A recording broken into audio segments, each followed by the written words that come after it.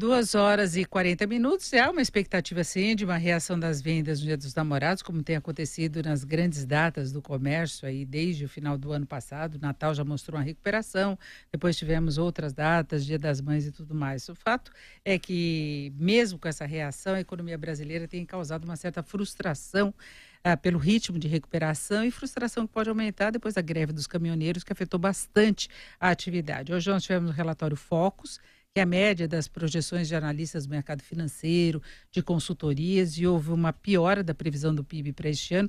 Isso, aliás, já vem acontecendo há várias semanas, mas agora o mercado prevê, na média, um crescimento de 2,18% este ano, 3% no ano que vem, e aumentou um pouco a previsão de inflação para este ano, IPCA com variação de 3,65% e 4,01% em 2019. Nós estamos na linha com o André Perfeito, que é economista-chefe da Spinelli Corretora. André, boa tarde. Olá, boa tarde a todos. Bom, André, já se imaginava que houvesse essa piora do PIB, porque ele já vinha piorando, né? O próprio governo já tinha reduzido a projeção dele, várias outras entidades, mercado financeiro, como eu disse, há várias semanas, e aí nós tivemos esse corte de atividade provocado pela greve dos caminhoneiros, então a tendência ainda é de os números aparecerem com mais intensidade. Exatamente, né? O que o Focus hoje revela é esse retrato não tão favorável da economia brasileira, né?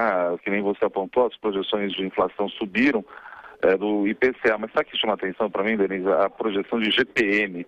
Há 4 semanas atrás estava se projetando 4,80. Aí o que começou a acontecer, né? Resgatando um pouco aqui. O câmbio subiu fortemente ao longo de maio, isso daí gera uma pressão muito grande nos IGPs, porque parte importante, 60% do índice é IPA, não é que trigo no mercado internacional, metais, enfim, é muito sensível a câmbio. Se estava 4,80 um mês atrás, 4 semanas atrás, agora está 6,06 a projeção do IGPM para 2018, né? Então a gente tem uma situação aí bastante que sugere, né, algum tipo de choque, algum tipo de pressão aí nos índices de inflação. E o PIB, como tem visto, né, caiu aí um mês atrás, 4 semanas atrás estava 2,70, agora está 2,18. Né? Então, os economistas estão incorporando aí algumas, enfim, novidades não tão boas da economia brasileira, que obviamente vão surtir efeito ao longo do ano. Agora, a economia brasileira, ela mostrou aí algumas dificuldades que não se esperava muito. Eu acho que houve até um excesso de otimismo em relação ao desempenho deste ano, porque se imaginava, por exemplo, uma facilidade muito maior em relação ao crédito. Né? Então, juros mais baixos, o custo do crediário em geral, acompanhando mais aquele movimento que tivemos de corte da taxa básica. Isso não aconteceu. Desemprego não caiu também no ritmo que se imaginava. Investimentos não cresceram também da forma como se esperava. Os empresários ainda muito cautelosos com todo o nível de atividade, com o que teremos pela frente. Então, acho que foram fatores que acabaram atrapalhando muito, né? Olha, vamos tentar organizar assim, né? Porque eu acho que o mercado trabalhava, vamos ser sinceros, tem hipóteses muito ingênuas, na minha opinião, né? A taxa de juros é condição necessária, mas não é suficiente para ter investimento. Já tinha se verificado há um bom tempo, né? Taxas de ociosidade da indústria bastante relevante. Mesmo a demanda, a queda do desemprego que teve foi muito em função de uma piora da qualidade do emprego em termos relativos, né? Então, quer dizer, se não tem demanda, ociosidade elevada, já, assim, o empresário nem chega a olhar direito para a taxa de juros porque nem interessa, porque ele não vai fazer investimento agora. O que os empresários estão, nesse momento, bastante reticentes ou ressabiados, por assim dizer, é no sentido do que o governo vai fazer. Porque a impressão que se tem agora, Denise, isso é importante, não é que o Brasil piorou, é que o Brasil não tem mais boa notícia. Né? A gente tem ao longo de 2018 aí eventos ainda muito difíceis. Por exemplo, essa questão mesmo da greve dos caminhoneiros virou um passivo para o governo, não é? 13 bilhões mais ou menos disso. Como vai ser financiado isso? Aonde vai cortar? E mais do que isso, vai chegar mesmo na bomba? Não vai chegar na bomba? Daqui a 60 dias eles vão voltar à política antiga de preço? Então, assim, é tanta dúvida no ar que esse governo mesmo se arranjou, por assim dizer, que o empresário e o investidor, de forma geral, é natural que fique mais reticente, né? Agora, em relação à inflação, você falou até da projeção de um IGPM bem mais alto, que pode chegar à faixa dos 8%, porque ele sente mais impacto do dólar, de preços no atacado. Agora, ainda chama muita atenção do consumidor o fato de que, apesar de o mercado ter elevado a previsão, ainda se trabalha com IPCA em 3,65%, quando as pessoas sentem aumentos muito maiores. Eu não estou falando aqui do diesel, mas tem gasolina, tem gás, tem plano médico, tem agora a mudança da tarifa de energia, mudança de bandeira por falta de chuva em várias regiões, então mais uso de termoelétricas. Então você tem alguns preços estratégicos que estão subindo muito, mas a inflação continua baixa. Exatamente. O que a gente teve aqui um grupo muito importante, o que é alimentos, né, que é um quarto do índice, 23% de inflação. Isso daí vem muito baixo, né? Só que você tem uma situação absolutamente, vamos assim, terrível quando se trata desses preços-chave, né? Energia, que nem gasolina.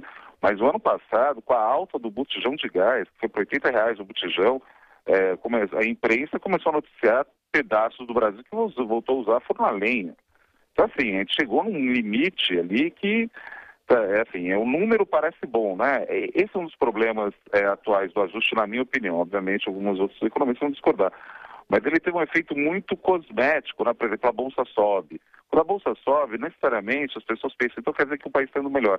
Não é bem verdade, não cola as coisas muito fortes desse jeito.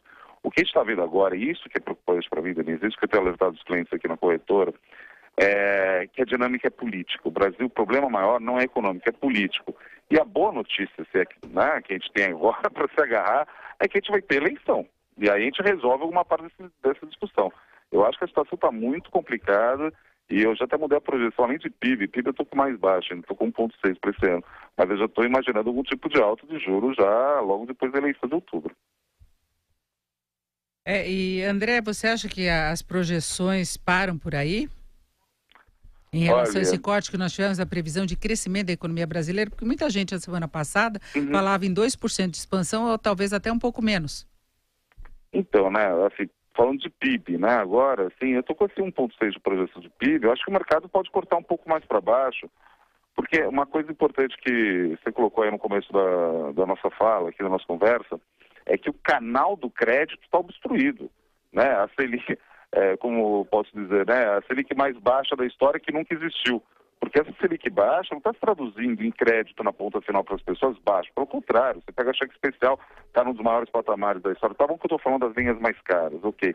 Mas só para exemplificar que a despeito da taxa de juros extremamente baixa, a taxa livre de risco, o crédito não barateou para as pessoas. Por quê? Entre outros motivos, que os próprios bancos estão reticentes em dar dinheiro numa economia que não mostra atração, não mostra força, e as pessoas também não estão dispostas a talvez entrar, né, no crédito, fazer coisas do tipo, né? A inadimplência está sob controle, essa é a boa notícia. O brasileiro médio tem feito a lição de casa, para assim dizer, tem tido juízo. A inadimplência está bem comportado, mas o dinheiro mesmo, o custo desse insumo fundamental da economia, que é dinheiro, está absolutamente fora do lugar, né? Não adianta nada ter 6,50 de taxa Selic, se o canal está tudo obstruído por uma série de outros motivos. No final das coisas, a gente acaba tendo indicadores melhores no geral da atividade econômica, inflação baixa, mas quando você chega na prática mesmo, no varejo, a situação é muito mais complicada, não é? Então, é isso que nós temos. Então, e a inflação baixa, né, em grande medida é o seguinte, a boa notícia é que está ruim, né, porque boa parte dessa inflação baixa é atividade fraca. Claro, tem uma parte aí que foi, vamos dizer assim, sorte, né, no sentido de que o grupo alimentação despencou de um jeito que a gente nunca tinha visto, né, e até onde eu sei, Selic na dança da chuva. Então isso daí foi um pouco, vamos dizer assim, externo, né, às ações do Banco Central. Agora, a gente está numa situação que, sem dúvida nenhuma, pode piorar. A questão, insisto, é política. O presidente, eu não consigo olhar para o Planalto, hoje em dia, esse que é o meu ponto, eu não consigo olhar para o Planalto e ver alguém que tenha a capacidade de segurar isso tudo. Por exemplo, estão discutindo já emprego de força policial para garantir o desconto de 46 centavos em bomba. Isso dá certo, Denise? Não, e não tem nenhuma lei que determine que os postos tenham que dar esse desconto de 46 centavos. O governo decidiu e pronto, ele botou no acordo e os postos que se submetam, né? Estão quase querendo revogar por decreto a lei da oferta e da procura na economia, pelo amor de Deus, né? Então, assim, a gente olha essas coisas e aí que volta o ponto. Eu não consigo olhar e ficar otimista, sei lá. Isso daí tudo vai se traduzir, acho que numa piora ainda no relatório Focus até chegar à eleição. E mais do que isso, a gente tem que observar também que chegando aí no período eleitoral, vamos ver as pesquisas, né? Os candidatos ou uma frente mais de centro-esquerda tende a ganhar força, né? Até o próprio Meirelles esse dia disse que não é candidato do mercado, né? Olha só a situação que a gente já está se encontrando aí no Brasil. Certo, então nós conversamos com o André Perfeito, que é economista-chefe da Spinelli Corretora. André, muito obrigado, uma boa tarde. Eu que agradeço e um abraço a todos os ouvintes.